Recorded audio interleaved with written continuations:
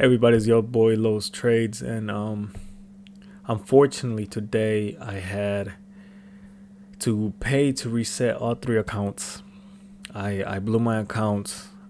I was supposed to only blow one account because you know I was going full dumbass again. And since my trade copier, for whatever reason, I'm not really sure. I need to do some investigation. For the gold contracts, it doesn't work, but for Nasdaq, it does work to copy it. I'm gonna reach out to the company and see what the heck is going on. But anyways, I'm gonna just break down these trades, and I just wanted to start off by saying, yeah, unfortunately, your boy blew the accounts. I'm doing a fresh reset, and today's a learning day. Today's another day I'm getting 1% better, even though I blew these accounts. Today is a day to learn. So as you guys seen, early beginning, right? This was my first trade right here, off of this candle here at 7:35. I'm gonna put this up here. Second trade was right here. We did end up getting stopped out. That was at 8:15. Third trade was here at 8:50 a.m. So this is what I'm really looking to keep in mind. If I would have held this trade and not closed it out in fear that I was going to get stopped out, but rather saying, hey, if I get stopped out, clearly my trade is invalid, and that's okay. If I would have done that, this would have been a one and done. One and done for the day. Closed it out. Market started doing its thing. Entered again. Got stopped out. Once again, it gave me another opportunity, right? Maybe this was a fake out. Cool. I enter. And again, once again, we ended up closing out, not letting price stop me out as I should. And as y'all can see, price ran all the way up. Now, just to clarify, right, this is at 10 a.m. We did have prelim consumer sentiment, which was bad for the dollar, causing the price of gold to go up. Right now it seems like we're having a bit of a correction. Who knows what price is going to decide to do long term. Originally, my thought with the trade is, price is clearly in play. We're going up. I have a demand zone on top of a 4-hour support. And it just, unfortunately, if I would have just allowed my trade or allowed the market to show me that my trade was invalid, the market would have validated me. And it's not like I had risked so much that I couldn't afford to lose the trade either. It is what it is. Again, it's a learning opportunity for me. But next up, we're going to look at Nasdaq. So I don't have too much to say about Nasdaq, I'll be honest. And the reason I don't have too much to say on Nasdaq is because I took a series of scalps off of the 1 minute, some which worked very well, but unfortunately some that ended up costing me those accounts. With Nasdaq, the way that I'm looking at it, based off of, what we got going on, right? So stock market news, right? The Dow, S&P, they dropped, and that includes, I know they're saying only Dow and S&P, but that would include Nasdaq as well, is because of several big banks that are leaving investors disappointed, right? So that whole situation is going on. And what I should have been looking for and waited for, anticipated, was these supply areas for price to come in, give me an entry, and possibly take it for sales, which price never reached those areas during my trading time. And I took unnecessary buys around this area here. And as you guys can see, right, we got demolished. So it is what it is. Again, learning. That's all we can do.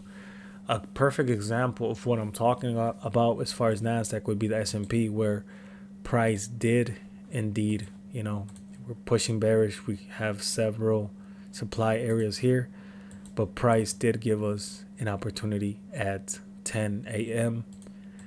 Now, with this trade, it wouldn't have been a 3RR, or at least I'm not sure that it won't run further to a 3, right? So maybe it does run up here, or if you caught it on the pullback, then hey, you caught your 3 here, right? Usually I like to enter as soon as it closes because sometimes price just runs. But if you got the pullback, you got your 3RR, or essentially you got a solid 2RR right here, right? But this was a good example, this right here, of waiting based off of what's going on currently in the market.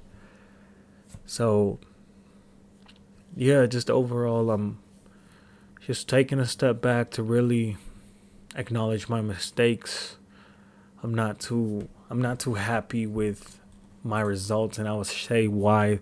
If you guys can see, right, last week Monday caught a dub, this Monday caught a dub, Tuesday caught a dub, today Friday caught a huge rip. And this, okay, I'm gonna say it upsets me enough to say, okay, I gotta acknowledge this and remove these bad habits, continue to push forward to remove these bad habits. I need to stick to 4 trades. I need to stick to my daily max loss of 1%. Because, and this is an example, right? If I risk, and this is a small gain. This is a small gain off of the, the PA account that I have, the 50K account, which I am in drawdown currently right now. I'm down like $700 on it. But if I risked, right, let's say I risked here 0.2%, made 3RR. That's 0.6 now. This was a break even. I got 0.6, so I risked 0.25 now. Now I made 0.75. You add that up together, and you're looking at a solid, I want to say, let me check it out real quick on the calculator, but you would be looking at you'd be looking at 1.35%. So in profit. Based off of that, let's say again Tuesday, I risk a 0.5 3RR. That means I made another 1.5. Your boy's looking at 2.85% in profit for the month so far.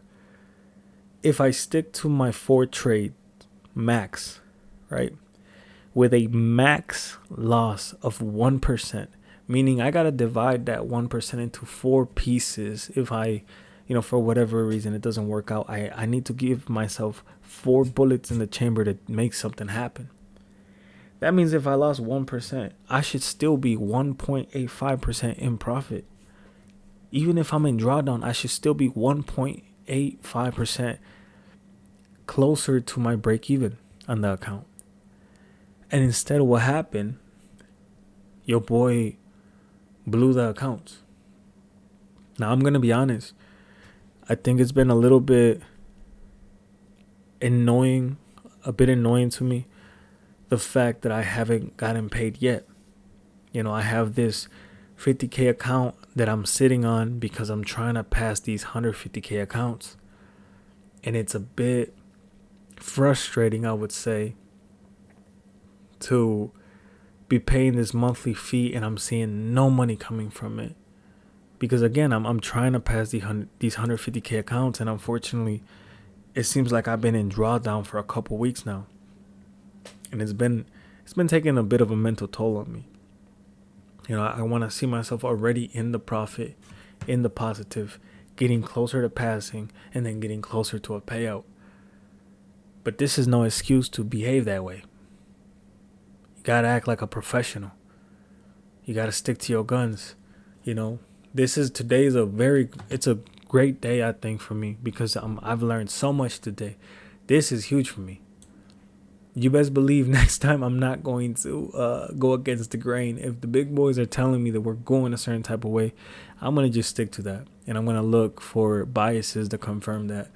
Now, I'm not going to lie that with Nasdaq, when that news happened, right? And I'm in this trade right here. And this is 10. This completely and utterly shocked me that it dropped. And the reason it shocked me is because I'm thinking, shouldn't the market go up? Like, why did it go down?